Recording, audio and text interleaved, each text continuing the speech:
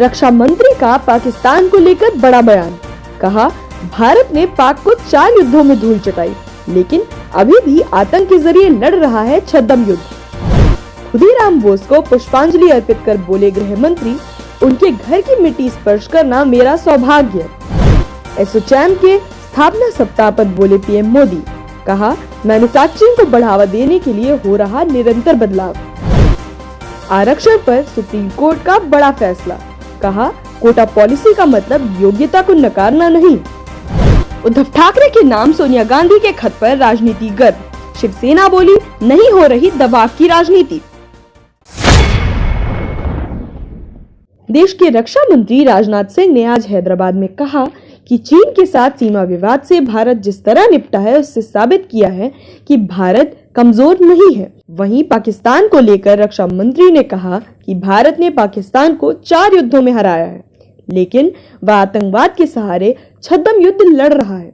उन्होंने आगे कहा कि हम संघर्ष नहीं, शांति चाहते हैं, लेकिन देश के आत्मसम्मान को किसी भी तरह का नुकसान हम बर्दाश्त नहीं करेंगे। उन्होंने यह भी कहा कि देश किसी भी स्थिति का सामना करने के लिए तैयार है। पश्चिम बंगाल में भाजपा नेताओं और मंत्रियों के लगातार दौरे हो रहे हैं। इसे लेकर राज्य में सियासी गर्मी तेज हो गई है। इसी कड़ी में केंद्रीय गृह मंत्री अमित शाह का कल से बंगाल का दौरा शुरू हो चुका है। आज अमित शाह ने कोलकाता के रामकृष्ण आश्रम में स्वामी विवेकानंद को श्रद्धांजलि अर्पित की। इस दौरान उन्होंने कहा कि स्वामी जी के विचार जितने पहले प्रासंगिक थे, आज भी उतने ही प्रासंगिक हैं। इसी दौरान गृह मंत्री मिदनापुर में खुदीराम बोस के पैतृक गांव पहुंचकर उन्हें पुष्पांजलि अर्पित की।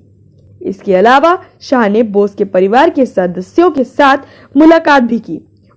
पश्चिमी मिदनापुर जिले के बेलीजुरी गांव में गृह मंत्री अमित शाह के पहुंचने से पहले कई जगहों पर अमित शाह गो बैक के पोस्टर लगाए गए थे। प्रधानमंत्री नरेंद्र मोदी ने उद्योग मंडल एसोचैम के स्थापना सप्ताह को वीडियो कॉन्फ्रेंसिंग के जरिए संबोधित किया। इस मौके पर पीएम मोदी ने रतन टाटा को ASSOCHAM enterprise of the century award से सम्मानित किया।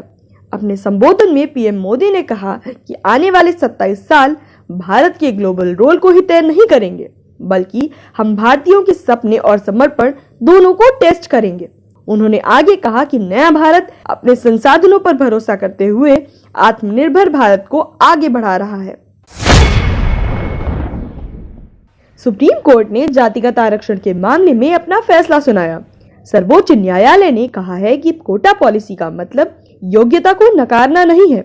इसका मकसद मेधावी उम्मीदवारों को नौकरी के अवसरों से वंचित रखने का उद्देश्य नहीं है, भले ही वे आरक्षित श्रेणी से ताल्लुक रखते हों। पीठ ने आरक्षण के फायदे को लेकर दायर याचिका पर अपना फैसला सुनाया। अदालत ने अपने फैसले में कहा कि भरने के लिए आवेदकों की जाति की बजाय उनकी योग्यता पर ध्यान देना चाहिए और मेधावी उम्मीदवारों की मदद करनी चाहिए। साथ ही किसी भी प्रतियोगिता में आवेदकों का चयन पूरी तरह योग्यता के आधार पर ही होना चाहिए। महाराष्ट्र के मुख्यमंत्री उद्धव ठाकरे के नाम पर कांग्रेस अध्यक्ष सोनिया गांधी द्वारा लिखे गए पत्र को लेकर राजनीति गर्मा गई है। अब इसको लेकर शिवसेना ने सफाई दी है। शिवसेना के सांसद संजय राउत ने आज कहा कि सोनिया गांधी के पत्र में ऐसी कोई खास बात नहीं है। दोनों पार्टियों का गठबंधन है और यहाँ दबाव की राजनीति के लिए कोई जगह नहीं है। जब हमने गठबंधन किया था तो एक साझा न्यूनतम कार्यक्रम बनाया था। महाराष्ट्र के सत्तारूढ़ गठबंधन महाविकास आघाड़ी के गठन में उनकी और शरद पवार की महत्वपूर्ण भूमिका रही थी।